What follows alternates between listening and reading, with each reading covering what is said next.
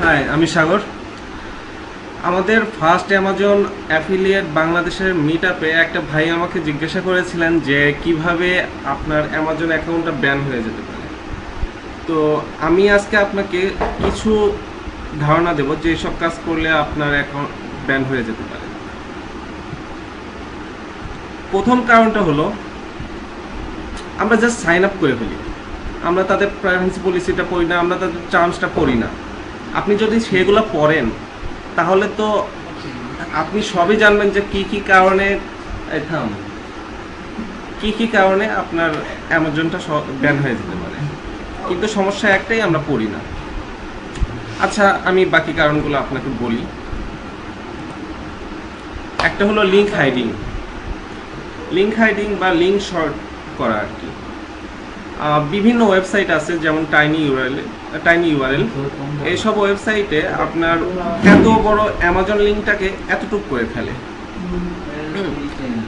এর ফলে যেটা হয়, ওইটা যে অ্যামাজনের লিঙ্ক এটা বোঝার কোনো উপায় থাকে না, সেটা করা যাবে না। অ্যামাজনেই একটা সুন্দর সিস্টেম আছে যার মাধ্যমে আমি দেখাচ্ছি আপনাকে। এই যে উপরে ছোট্ট এই যে short link to this page, এতে ক্লিক করলে আপনার এত বড় লিঙ্কটাকে এতটুকু বানায় দিচ্ছে। সুতরাং সেসব ওয়েবসাইটে যে আপনার লিঙ্ক শর্ট করা কোনো দরকার নেই। পরেরটা, ইমেলের মাধ্যমে ডাইরেক্ট অ্যামাজন লিঙ্ক সেন্ড করা। অনেকে ভাবতে পারেন যে আমি স্প্যামিং এর মাধ্যমে বা আমি বিভিন্ন জায়গা থেকে মিলিয়ন ইমেল, ইউএস এর ইমেল সংগ্রহ করে রাখছি, আমি এর মাধ্যমে মানে অ্যামাজনের প্রোডাক্ট সেল করব। ভাই, এটা করেন না, অ্যাকাউন্ট ব্যান হয়ে যাবে। আপনি কখনোই ইমেলের মাধ্যমে ডাইরেক্ট অ্যামাজন লিঙ্ক পাঠাবেন না। তবে আপনার যদি নিশ ওয়েবসাইট থাকে, আপনি সেগুলো আপনার নিশ ওয়েবসাইটের লিঙ্ক বা প্রোডাক্টের রিভিউ পাঠাতে পারেন। পরের কারণ, ঠিক ইমেইলের একটু চুপ থাক না ভাই। ঠিক ইমেইলের মতোই স্কাইপ বা আপনি কাউকে ফোন করে বা মেসেজের মাধ্যমে বা বিলবোর্ড তৈরি করে আপনি অ্যামাজনের লিঙ্ক প্রমোট করতে পারবেন না।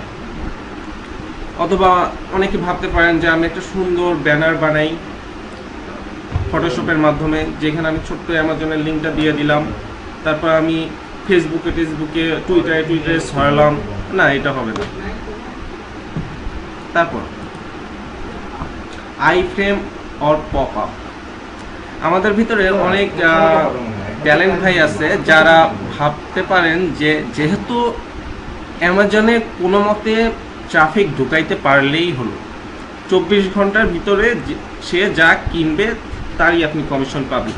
সেই জন্য আমার কোনো মতো একটা সাইট আছে, আমি ওর ভিতরে টাইফ্রেমে অ্যামাজনের লিঙ্কটা দিয়ে দিলাম বা পপ আপে দিয়ে দিলাম। এটা অ্যামাজন কোনোভাবে অ্যাফেক্ট করবে। তারপর একের অধিক অ্যাকাউন্ট খোলা। একের অধিক অ্যামাজনে অ্যাকাউন্ট খোলা যাবে না, যতই সেটা ফ্রি হোক বা সহজেই খোলা যায়, একের অধিক খোলা যাবে না। তারপর ইবুক, পিডিএফ বা ডক ফাইলের মাধ্যমে অ্যামাজন অ্যাফিলিয়েট প্রমোট। অনেকে যদি ভাবেন যে আমি একটা ইবুক লিখবো বা পিডিএফ লিখবো বা ডক ফাইল বানাবো, যেখানে আমি প্রোডাক্টের রিভিউ লিখবো, নিচে অ্যামাজনের লিঙ্ক দিয়ে দেবো, তারপর সেটা আমি স্লাইড শেয়ার বা অন্যান্য ডকুমেন্ট শেয়ারিং সাইটের মাধ্যমে প্রমোট করব।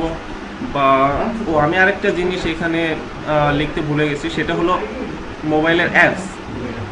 এসব জায়গায় আপনি কখনো অ্যামাজনের ডাইরেক্ট লিঙ্ক ইউজ করবেন না, তবে নিজ ওয়েবসাইটের লিঙ্ক আপনি ব্যবহার দিতে পারেন।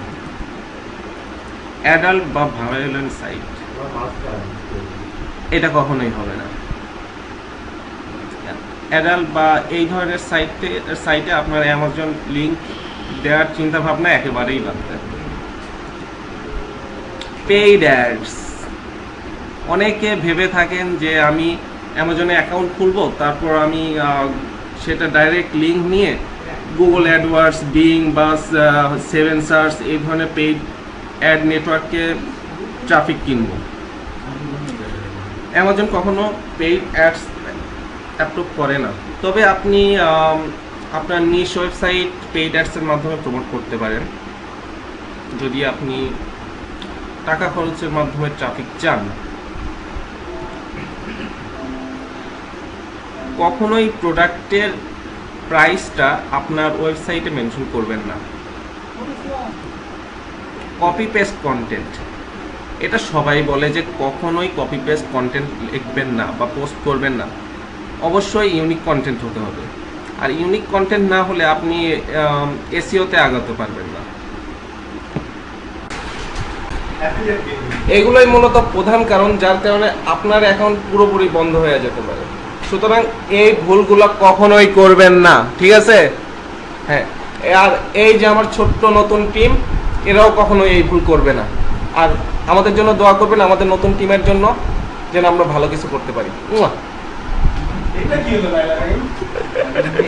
নাইলা নাই স্টাইল।